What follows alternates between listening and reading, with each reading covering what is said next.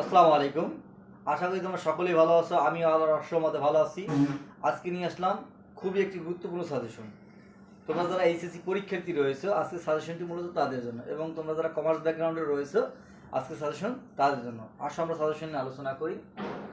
আজকের বিষয় হচ্ছে হিসাব বিজ্ঞান প্রথম পত্র। হিসাব বিজ্ঞান প্রথম পত্র একটা খুবই গুরুত্বপূর্ণ একটা বিষয়। এই সাবজেক্টে তোমরা ম্যাক্সিমাম স্টুডেন্টই ফেল করো বা খারাপ রেজাল্ট করো। সেজন্য এই সাজেশনটাকে এমনভাবে সাজিয়েছি যাতে তোমরা কেউ ফেল না করো এবং ভালো একটা রেজাল্ট করতে পারো অল্প পড়াশোনা করে। সেইভাবে এই সাজেশনটাকে আমি সাজিয়েছি এবং আমি এটা সেইভাবে উপস্থাপন করার চেষ্টা করব। যদি আমার কথাগুলো খুব মনোযোগ সহকারে তোমরা শুনো, বোঝার চেষ্টা করো এবং সেইভাবে পড়াশোনা করো, 100% শিওর থাকো ভালো একটা রেজাল্ট করতে পারবো, গ্যারান্টি। এবং তোমাদের অন্য সাজেশনগুলো কিন্তু আমার এই চ্যানেল এবং পেজে দেওয়া আছে। সো তোমরা সেই সাজেশনগুলো অবশ্যই দেখার চেষ্টা করবে। এবং আমার এই চ্যানেল এবং পেজে কিন্তু সব ধরনের সাজেশন পাওয়া যায়, ক্লাস পাওয়া যাবে। সেজন্য তোমরা সব লেভেলের কিন্তু ভিডিও পাবা। সেজন্য এই চ্যানেলটাকে তোমরা অবশ্যই সাবস্ক্রাইব করে রাখবা, একটা লাইক দিয়ে রাখবা, শেয়ার করার চেষ্টা করবা। এবং আমার পেজের মাধ্যমে যারা দেখবা অবশ্যই পেজটাকে ফলো করার চেষ্টা করবা। আমার পেজটার নাম হচ্ছে Imdadus coaching. Imdadus coaching, IMDADULS, Imdadus coaching, COACHIN coaching. এই পেজটাতে গেলে তোমরা কোনো বিষয় জানার থাকলে তোমরা কিন্তু আমাকে জানাতে পারো। আমি অবশ্যই সেই বিষয়ে অ্যান্সার দেওয়ার চেষ্টা করব। আসো আমরা সাজেশন আলোচনা করি। দেখো, এখানে তোমাদের দুইটা বিভাগ থাকবে। তোমরা যে কোশ্চেনটা পরীক্ষা দেবা, হিসাব বিজ্ঞানের যে কোশ্চেনটা আসবে, সেটা তোমার 11টি সৃজনশীল থাকবে। সেখান থেকে 60টি সৃজনশীল অ্যান্সার করতে হবে। এই 60টি সৃজনশীল থেকে তোমার আবার বিভাগ অনুসারে ভাগ করা আছে। দুইটা বিভাগ থাকবে, একটা ক বিভাগ, একটা খ বিভাগ। ক বিভাগের অ্যান্সার করা অবশ্যই বাধ্যতামূলক। এখন আসো আমরা কিভাবে এই সাজেশনটাকে সাজাবো। একটা হচ্ছে A+, যারা 80 পেতে চাও।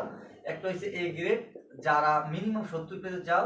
একটা হচ্ছে তোমার যে হলো পাস, শুধু পাস, যারা শুধু পাস করতে চাও। এই তিন ফরম্যাটে মূলত আমরা সাজেশনটাকে সাজিয়েছি, সেইভাবে আমরা কথা বলবো। এবং বাধ্যতামূলক তোমার ক বিভাগ থেকে 2টি কোশ্চেন থাকবে, 2টা কোশ্চেনই লিখতে হবে। সেখান থেকে তুমি একটা কম দিয়ে, মানে একটা কম অ্যান্সার করে অথবা পারলা না, সেখান থেকে দিলা না, অন্য কোনো বিভাগ থেকে দেবা, তা কিন্তু হবে না। তার মানে আমরা ক বিভাগে 2টি কোশ্চেন থাকবে, 2টি কোশ্চেনের উত্তর করতে হবে। এই 2টি কোশ্চেন থাকবে কোথা থেকে? নবম অধ্যায় আর্থিক বিবরণী, মাস্ট পড়তেই হবে, কোনো বিকল্প নাই। এই আর্থিক বিবরণী থেকে তোমার 2টা কোশ্চেন থাকবে, 2টা কোশ্চেনের অ্যান্সার করতে হবে। এখন এই 2টা কোশ্চেন কারা করবা? তোমরা যারা প্রিপারেশন খুব কম নিছো, মোটেও পারো না, তারা সহজগুলো চিন্তা ভাবনা করবা, এটাই দরকার, স্কিপ করবা।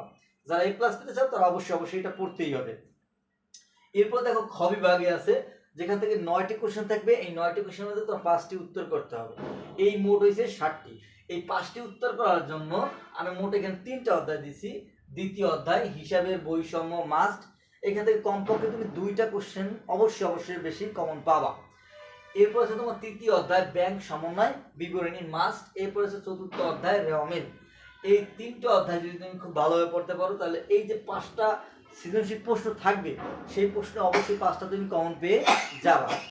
সেই কোশ্চেনগুলো অবশ্যই তোমরা কমন পাবা, এতটুকু গ্যারান্টি আমি তোমাদেরকে দিতে পারি। কারণ আমার মোট 60টি কোশ্চেন লিখতে হবে, এবং 60টি কোশ্চেন কমন পড়লেই হবে। আমার এর বেশি পড়ার দরকার নাই এবং এর বেশি প্রিপারেশন আমার নেওয়ার কোনো প্রয়োজন নাই। তবে হ্যাঁ, 30টি যে মানে তোমার এমসিকিউ থাকবে, সেই 30টি এমসিকিউ কমন পাওয়ার জন্য কিন্তু তোমার সিলেবাসে যে কয়টি অধ্যায় দেওয়া আছে, প্রত্যেকটা অধ্যায় কিন্তু তোমার কম বেশি করে পড়ে যেতে হবে 30টি সৃজনশীল মানে তোমার এমসিকিউ কমন পাওয়ার জন্য।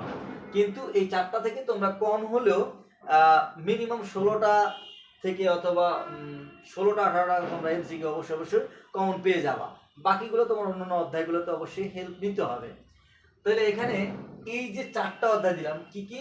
নবম অধ্যায় ক বিভাগে আর্থিক বিবরণী, খ বিভাগে হচ্ছে দ্বিতীয় অধ্যায় হিসাবের বৈষম্য, তৃতীয় অধ্যায় ব্যাংক সমন্বয় বিবরণী, চতুর্থ অধ্যায় রেওয়ামিল। এই 4টা অধ্যায় তারাই পড়বা যারা মূলত A+ পেতে চাও। যারা A+ পেতে চাও তারা এই 4টা অধ্যায় পড়বা। এই 4টা অধ্যায় যদি কেউ স্কিপ করো, এর থেকে কম পড়ার চেষ্টা করো, A+ এর জন্য যে 7টা সৃজনশীল প্রশ্ন কমন পাওয়া দরকার, তা কমন পাবা না, একদম গ্যারান্টি। ঠিক আছে? এখন আসো যে আমি তো এত বেশি পড়াশোনা করতে পারি নাই, তাহলে আমি A গ্রেডটা পেতে চাই, মিনিমাম 70 পেতে চাই। তাদেরকে আমি বলবো যে তোমরা এই 3টা অধ্যায় পড়ো। এই 3টা অধ্যায় এই 3টা অধ্যায় মিনিমাম এ গ্রেড পাবা। দ্বিতীয় অধ্যায় হিসাবে বৈষম্য এবং তৃতীয় অধ্যায় ব্যাংক সমন্বয় বিবরণী এবং চতুর্থ অধ্যায় রেওয়া মিল। এখান থেকে তোমার 5টা সৃজনশীল প্রশ্ন অনায়াসে কমন পাবা। আর যারা মনে করো এখান থেকে স্কিপ করতে চাও যে এইটা ভালো পারো, তারা এটা অবশ্যই প্রিপারেশন নিতে পারো। তারপরে এখান থেকে তোমার 5টা সৃজনশীল প্রশ্ন অবশ্যই কমন পাবা, এবং কমন পাওয়ার পরে যদি তুমি সেইভাবে পড়াশোনা করে যাইতে পারো হলে, তাহলে তুমি কিন্তু ভালোভাবে লিখতে পারবা। সেজন্য এই সাজেশন অনুসারে অবশ্যই লেখার চেষ্টা করবা। এখন আসলে যারা পাস করতে চাও, পাস করার জন্য 33 লাগবে, অর্থাৎ তোমার লিখিততে কমপক্ষে 24 পাইতে হবে পাস করতে হইলে, এবং এমসিকিউ 10-এর মতো তোমার পাইতে হবে, এছাড়া তুমি পাস করবা না। হ্যাঁ, সেজন্য আমি বলবো যারা পাস করতে চাও তারা এই যে দ্বিতীয় অধ্যায়টা হিসাবে বৈষম্য এবং এই রেওয়া মিল, চতুর্থ অধ্যায় রেওয়া মিল, এই দুটো অধ্যায় পড়ে গেলেই কমপক্ষে 3টা সৃজনশীল প্রশ্ন কমন পাওয়া লাগবে। 3টা সৃজনশীল প্রশ্নই কমন পাবা, এর কম আর পাবা না। সেজন্য আমি বলবো যারা পাস করতে চাও তারা দ্বিতীয় অধ্যায় এবং চতুর্থ অধ্যায় এই 2টা অধ্যায় পড়লেই হবে, অথবা যদি এই চতুর্থ অধ্যায় বাদ দিয়ে তুমি তৃতীয় অধ্যায় পড়তে চাও সেটাও পড়তে পারো। সেজন্য আমি বলবো যে এই সাজেশনটা আমি যেভাবে তোমাদেরকে সাজাই দিলাম ঠিক এইভাবেই পড়াশোনা করো, এবং যদি কমন না আসে এবং তোমরা তাহলে আমাকে জানাবে কমেন্টের মাধ্যমে, অবশ্যই তার অ্যান্সার দেওয়ার চেষ্টা করবো। 100% শিওর থাকো কমন পাবাই, কোনো মিস যাবে না।